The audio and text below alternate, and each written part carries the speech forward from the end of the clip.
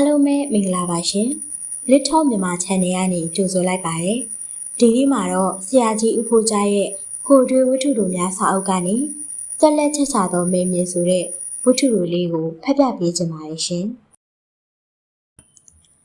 ကျွန်ုပ်သည်နနက်လမ်းလျှောက်လေးရှိ၏။တနက်နေ့၌ရန်ကုန်မြို့ကြောက်မြောင်ဘက်သို့လှည့်၍လျှောက်ခဲ့၏။လမ်းတွင်ရုတ်တရက်မိုးရွာသည်နှင့်အနီးရှိအိမ်ဆိုင်ငယ်ကလေးတစ်ခုသို့မိုးဝင်၍ခိုမိ၏အိတ်ခမ်းချင်းချင်းဟောင်းနှွမ်းသောဆိုင်ခုံပေါ်တွင်ဆေးပြင်းလိပ်ဆေးပေါ်လိပ်မုံပဲတရေစာအနှဲငယ်မြတဲခင်းထား၏ဆိုင်ရှင်မှာ15နှစ်16နှစ်အရွယ်တငယ်မဖြစ်၏ပုံပန်းတော်သိယုံရှိ၏အနေအထိုင်အဝတ်အစားတို့ကိုမြင်ရသဖြင့်ဆင်းရဲနွမ်းပါကြောင်းသိရပါ၏တို့ရာတွင်ဝတ်စားပုံထားပုံတူပုံဆိုင်ခင်းထားပုံတို့ကိုမြင်ရသဖြင့်ထိုတငယ်မသည်တေချာတက်ရက်ကြနာနာရှိသည်ကိုအထူးသတိပြုမိ၏ဆိုင်သို့ဝင်မိလျင်ထိုတငယ်မကပြုံး၍အော်ဦးမိုးဝင်ခိုတာလားထိုင်မမိုးဆဲမသွားပေါ့ရှင်အေးကျေးဇူးပါကွယ်ဦးကခုမနဲ့နေတာနဲ့မိုးမရွာဘူးမှတ်လို့ထီတောင်မယူခဲ့ဘူးဟုတ်တယ်ဦးရဲ့နေတာပေမဲ့မိုးသားမမကင်းပဲခုမနဲ့မိုးရွာမှာပေါ့အေးမင်းကအမှတ်သားကောင်းတာပဲ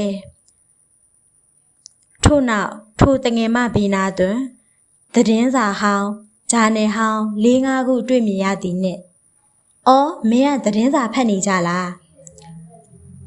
ဟုတ်ကဲ့ဆိုပါတော့ရှင်ကိုယ်တိုင်ဝယ်မဖတ်နိုင်ပါဘူးအနီးအနားမှာဝယ်ဖတ်နိုင်တဲ့သူတွေစီကအဟောင်းအမြင်ကလေးတွေတောင်းရန်ဖတ်ရတယ်ဦးရဲ့မှန်တော့လည်းမဖတ်ရပါဘူးဦးရဲ့အေးစာဖတ်တာကောင်းတာပေါ့ကွယ်မင်းတော်ဖတ်တတ်သလားကျမငယ်ကတော့အိမ်မှာပဲအဖေကစာတင်ပေးတယ်ကျမတို့ကဆင်းရဲတယ်ရှင့်အเจ้าမှာတော့မနေနိုင်ဘူးဒါမဲ့အဖေရောအမေရောဆုံးသွားကြတာ4-5နှစ်ရှိပြီကျမနဲ့မောင်ကလေးနဲ့2ယောက်တည်းရှိပါတယ်အဲ့ဒါနဲ့ထော်တီထော်တက်ဖတ်တဲ့ရာကနေ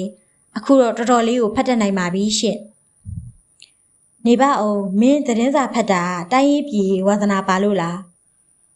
တိုင်းရေးပြည်ဝါသနာပါလို့ရမဟုတ်ပါဘူးဦးရဲ့စာဖတ်ခြင်းနဲ့ဝါသနာကလည်းရှိစာဖတ်ရင်မှတ်စရာသားစရာတွေ့တာနဲ့ဖတ်တာပါပဲ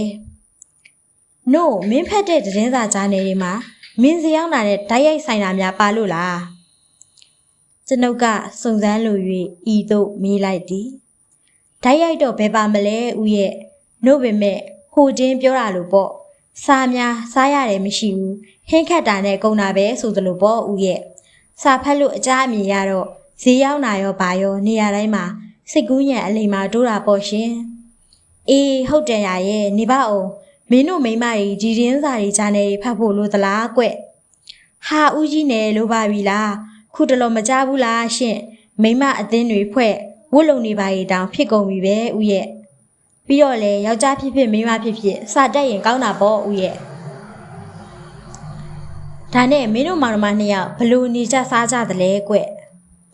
အော်ကျမမောင်လေးကဟိုဘက်နာကဥပြဘူးကျောင်းမှာနေတယ်အခု3ရက်ရောက်နေပြီစာမေးပွဲတိုင်းအောင်တယ်လေကျမဈေးရောက်လို့တနေ့တမတ်9ဘဲလောက်ကျန်နေအဲ့ဒါလေးနဲ့ကျောင်းလာကလည်းပေးရတယ်ဝတ်ဖို့စားဖို့နေဖို့လည်းဒီအထဲကပဲတခါအဝတ်အစားအစမ်းလေးတွေများဝတ်ချင်ပါရဲ့ရုပ်ရှင်ဆိုတာလည်းကြည့်ချင်တာပဲဒါပေမဲ့ပတ်ဆက်မလောက်တော့ချစ်ချုံချိုးချန်နေရတာပဲဦးရဲ့အေးတာရုကွယ်တာရုမိုးလဲဆဲပြီဆိုတော့ဦးသွားလိုက်အောင်မယ်နောက်တနေ့နနက်၌ကျွန်ုပ်ရေးသောစာအုပ်ထဲမှတော်တင့်တော်9အုပ်ဗလာစာအုပ်12အုပ်သတင်းစာဂျာနယ်ဟောင်း10ဆောင်လောက်တို့ကိုထုတ်ယူ၍ထိုတငယ်မဆိုင်ဘက်သို့ရှောက်ခဲ့ပြန်၏နနက်9နာရီခန့်တွင်ရောက်သွားရာထိုဝရိယရှိသောတငယ်မမှာဆိုင်အသင့်ခင်းချင်းပြီးနှင့်သည်ကိုတွေ့ရ၏မြင်လျင်ပင်နှုတ်ခွန်းဆက်၍ဒီမှာရောဟေးမင်းဖတ်ဖို့နဲ့မင်းမောင်เจ้าမှာသုံးဖို့ငါစာအုပ်တွေယူလာတယ်ရော့ဖတ်ပေရော့ဤသို့ပေးပြီးနောက်ထိုတငယ်မသည်ကျေးဇူးတင်လွင်၍ဗဇက်အဟောင်းသားရှိနေစဉ်ကျွန်ုပ်သည်တုတ်ထွက်ခဲ့လေ၏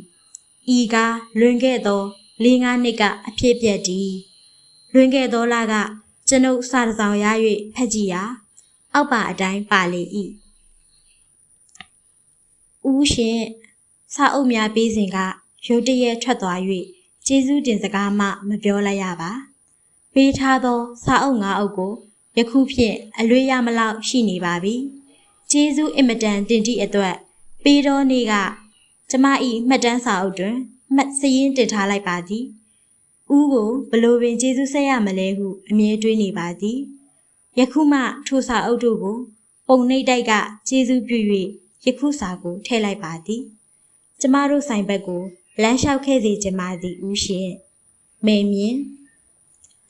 ကျွန်ုပ်သည်ထိုတငယ်မကိုမေ့နေရမှသတိရ၍ခါတိုင်းလိုပင်ထီးမပါဖက်နှက်မပါဖြင်းအင်ကြီးလက်တို့နှင့်ထိုဆိုင်ဘက်သို့နက်နက်လမ်းလျှောက်ထွက်ခဲ့၏ပထမဆိုင်နေရာတွင်အတန်ကောင်းမွန်တက်ရက်သောနှစ်ထပ်အိမ်ကိုတွေ့ရ၏အောက်ထပ်တွင်ဆေးလိပ်အမျိုးမျိုးထို့ပြင်ကုံစုံများတချမ်းတွင်လက်ဖက်ရည်ဆိုင်တွင်လည်းမြန်မာလူငယ်များအလုံးလုံးနေသည်တို့ကိုတွေ့ရ၏စိတ်တွင်ဇဝေဇဝါဖြစ်နေ၍အလုတ်သမားတစ်ယောက်ကိုမေးရအော်မဲမြင်လားရှိပါတယ်သူတို့အပေါ်ထပ်မှနေပါတယ်ကျွန်တော်ပြောလိုက်ပါမည်ဟုပြောဆိုနှင့်တက်သွားလေ၏မကြာမီပင်လက်ဖက်ရည်မုံပဲတရေစာတို့ကိုလောကွက်ကြီးစွာဖြင့်ကျွေးမွေးပြီးမှဦးရဲ့ကျေးဇူးကိုဘယ်တော့မှမမေ့ပါပေးထားတဲ့စာအုပ်၅အုပ်ကိုလည်းဟောဒီမှာပေါင်းချုပ်ပြီးတရေအုပ်ထားပါတယ်ဟုဗီယိုမှထုတ်၍ပြ၏မှတ်ထားသောစာစီရင်ကိုလည်းပြ၏ထို့နောက်ဆက်၍မိမိစာဖတ်ဝါသနာရှိသဖြင့်ဘဟုသုတများစွာရကြောင်းထို့ကြောင့်မလျင်ယခင်ဆိုင်ငယ်မှ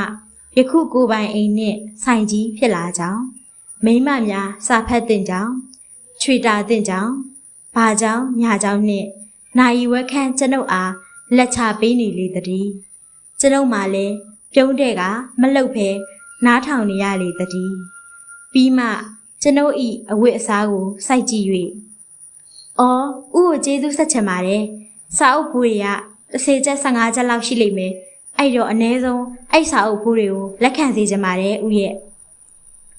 ဥမှာပတ်ဆက်ချင်းငွေမချမ်းသာပါဘူးဒါပေမဲ့စာအုပ်ဖိုးကိုလက်ခံဖို့တော့ဖြစ်မယ်မထင်ဘူးဘာဖြစ်လို့လဲဆိုတော့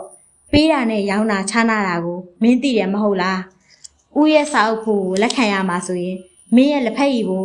မုံဘိုးတွေကိုလည်းလက်ခံရလိမ့်မယ်ဤကဲ့သို့ဆိုလိုက်ရာထိုနားလဲလေသောတငယ်မသည်ပြုံး၍သာနေလေသောတည်း